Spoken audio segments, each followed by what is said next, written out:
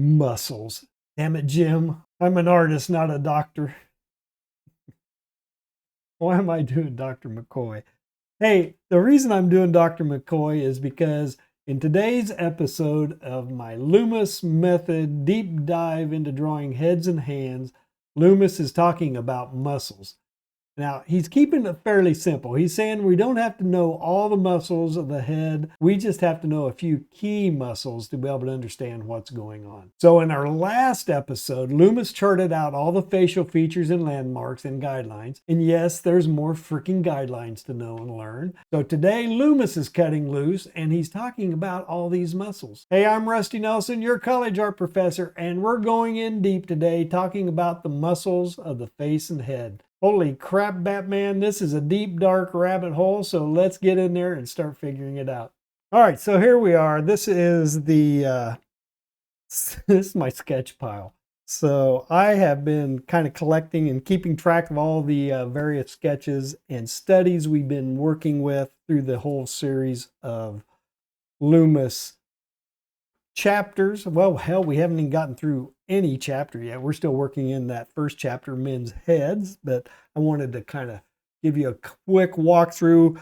The last episode, we worked with the landmarks for facial features, which got us to this point using some marker paper after sketching it all out using the features.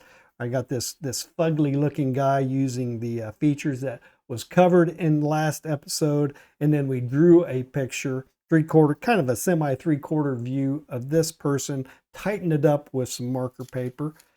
And the episode prior to that, we had this girl I sketched up and drew just to kind of go back and get everybody oriented around. It's about mark making and that character in the marks that you're making and rhythm and flow through those marks. Nice long elongated fluid marks, no scratchy, unsure marks. So you're trying to get a level of confidence and a nice free expressive hand in it. So that he definitely spent some time kind of going over all of that and saying it's not about just the guidelines, it's about how you then draw it to get life into your drawing. And then we have some of the preliminary things where we are orienting that facial structure in space, three-dimensional space. We worked through all the guidelines. Look at that. I even had this one wrong. I didn't even have my guides correctly adjusted there, but you can kind of start thinking about orienting. There's the cross on the front of the face on all of these. When you lob off the side, you get that flat side plane. I did a quick little sketch of a skull there. There's the blocking off this stuff, the side of the head for the cranium.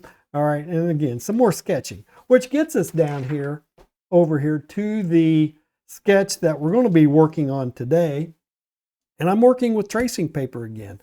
And I have a couple sheets of tracing paper and I have an initial sketch of a skull. So went in there and doodled it out using the Loomis cranium, breaking everything apart in the structural method that he has shown us in previous episodes. And I have that page. Let's see, I think we're starting on page 45. Let me scroll down here. Yep, right there. Muscles of the head and face. And this is where he's talking about these key muscles that we need to be concerned with and be able to work with. And he didn't even go in and talk about the proper terminology, the Latin terminology that doctors, hence my Dr. McCoy imitation earlier. So we'll go over it real quick. So let's look here. So, and then I went in and just did a real quick sketch of a face on top of the blue line underneath. All right. So kind of whenever I do this, these are some of the butt ugliest people that I have ever drawn.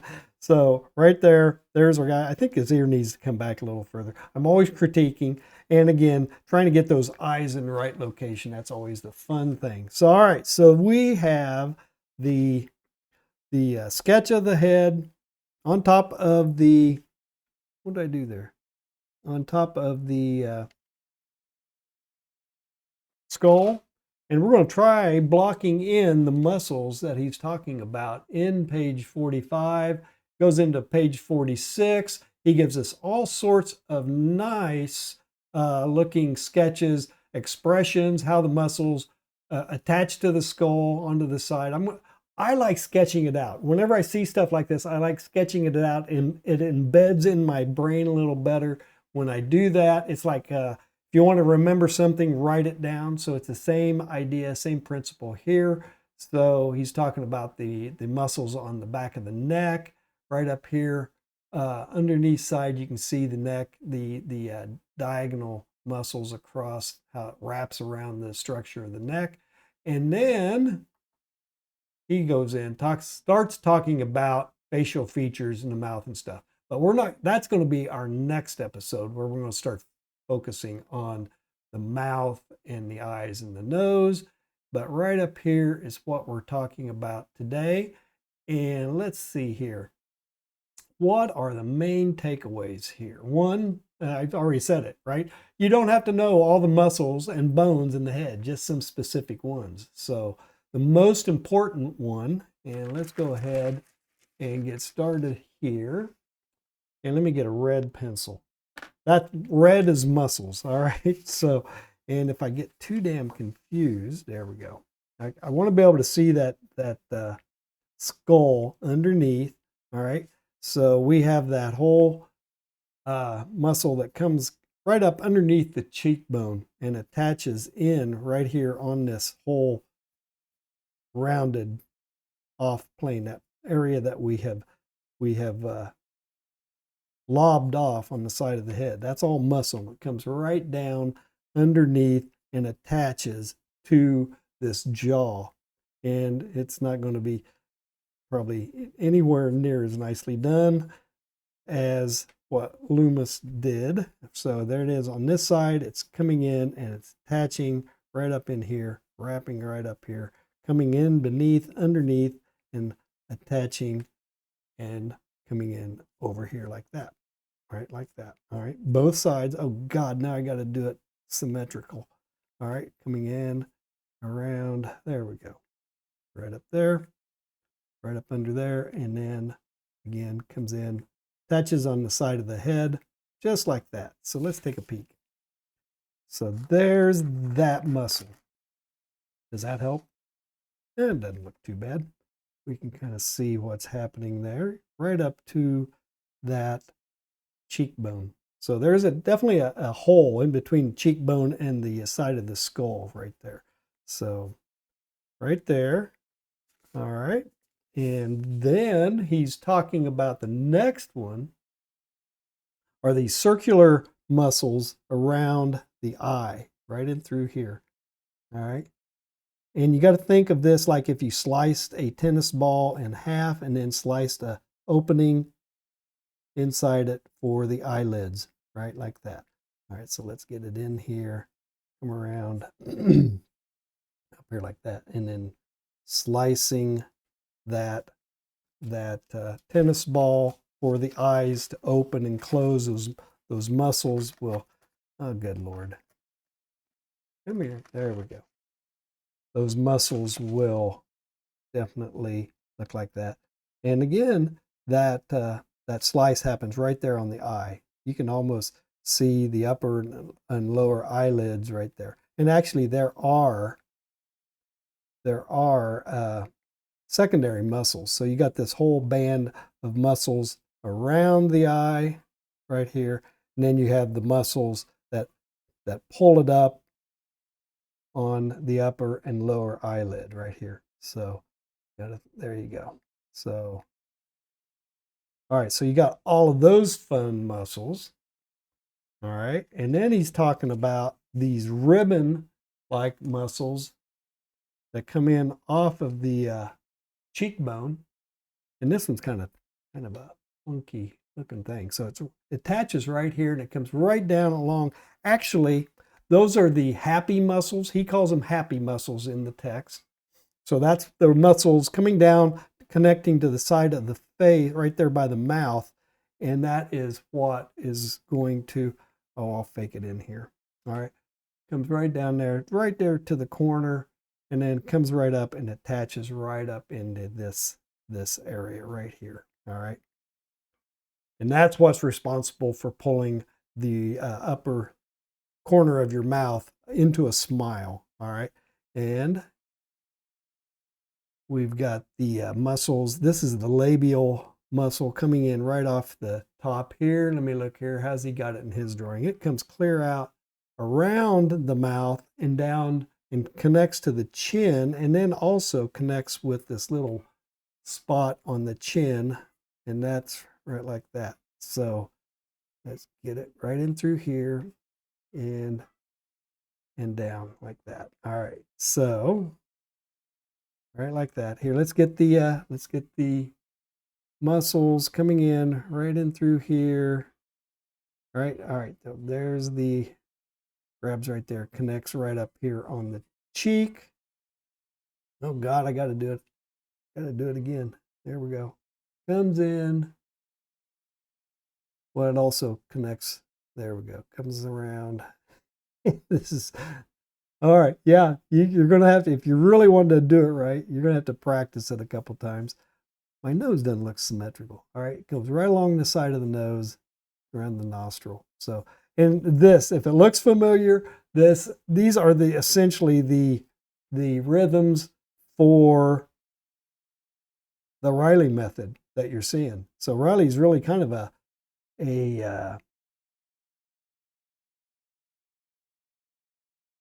kind of a simplified muscle structure.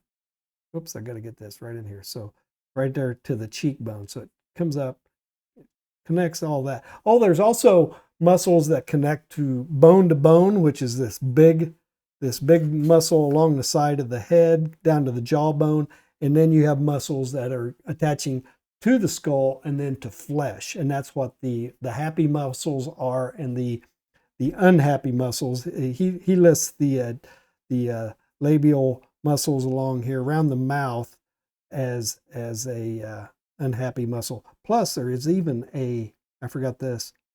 There's even this muscle around the mouth. It's just like the muscle on the eye forms around, and it's what pulls the mouth into various positions. And you even have, again, you have the secondary muscles for the lips and whatever happens with them as well.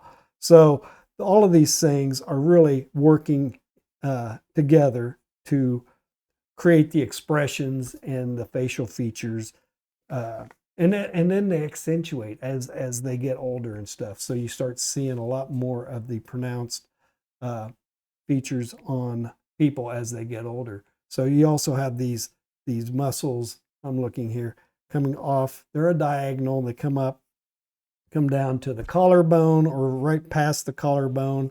So you got those muscles, and let's look here. It comes in, attaches right back here behind the ear, right along the jaw, comes down along the way, and then like that. So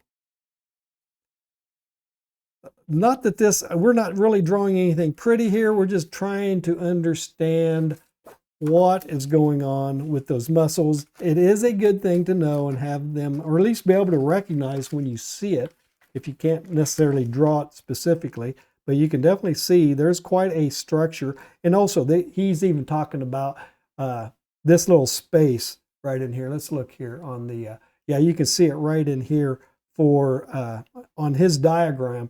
That little space right there is a lot of times where dimples will happen. So that's kind of cool. I thought that was kind of fun. You can see it right there. It should happen about right in here like that right there. So, all right. So those are essentially the main muscle groups that he's saying you really have to concern yourself with. So that's kind of fun, kind of cool, kind of fun. We got the Adam's apple over here. Yeah. And oh, I know there's a couple unhappy. Actually, these are little muscles right up here. There's some muscles right up here, right there, at the corner of the eye, right here. And they would be probably right in here. We'll fan them out right there. All right, there we go. So those are responsible for your brows, right? That's what furrows your brow if you have a squinted expression right there on that as well. I guess you can kind of see it in the description in the PDF right there. So, and that's what's happening right there with the furrowed brow in that example. He's also showing you there's a kind of a cross directional pull with this muscle under here, like when the head is turning. So there's a stretching. There's another layer of muscles on top of it that is kind of causes a stretch depending upon that. So essentially that is what would we go from page 45, 46, 47, 48, and we're going to start in on our next episode working with page 49, and it looks like we're going to be getting into some lips and structural things, some very specific information for mouths, nose, and eyes. So, all right, to recap. So Loomis is telling us we have this big muscle that attaches our skull, our cranium to our jaw. That's the big bone-to-bone muscle. We have happy muscles responsible for pulling the corners of your mouth up, and any of the compression that happens on your face, it's just due to the scrunching of the flesh. So it's all those muscles doing those diagonal muscles on the cheekbone, pulling your smile up. You have some little unhappy muscles right up here at the top of your brow and across the labial, right along the side of your nose and down to the chin, right there on the chin. Those are important little muscles to be aware of. You have those muscles around the eyes and around the mouth as well. So those are the key things you have to be aware of, not to mention the diagonal muscles that you can see on your neck when you turn your neck. So these are all very big things. Don't worry about learning the Latin terms unless you're really wanting to, I guess. Then you don't have to do the Dr. McCoy imitation like I did. All right, here's the big tip for you. Go stand in front of a mirror, make expressions, make funny faces. You got to understand what these muscles are doing under the skin, and so you can recognize it whenever you're seeing it in a photograph or in a video or something, or even with a live model. Hey, I hope this video was useful. I hope you got some value out of it. And if you did, please give me a like and a subscribe and share this demo out to any friends, relatives, and neighbors you know who'd be interested in getting started on a creative journey drawing people. Send them to the channel. We'll be able to get them going. So, hey, the video description has a bunch of links for supplies and tools. They're affiliate links. They'll kick you over to Amazon, and if you buy anything with those links, I'm going to get a small commission. That really does help out the channel. It gives me a little cash money to be able to buy some additional tools and equipment.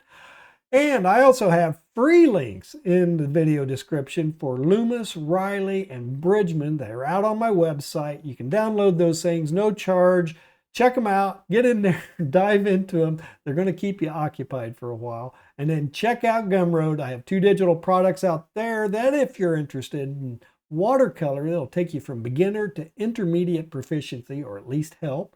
Buy those, that helps out the channel. And if you think I'm doing anything on this channel, providing these free demos and lessons, head over to Patreon and give me a $5 a month membership. And that also really helps out the channel. Whatever support you feel is appropriate, I really do appreciate it. So thank you very much. And thanks for watching this video. We got more Loomis stuff coming, so stay tuned and I'll see you in the next demo.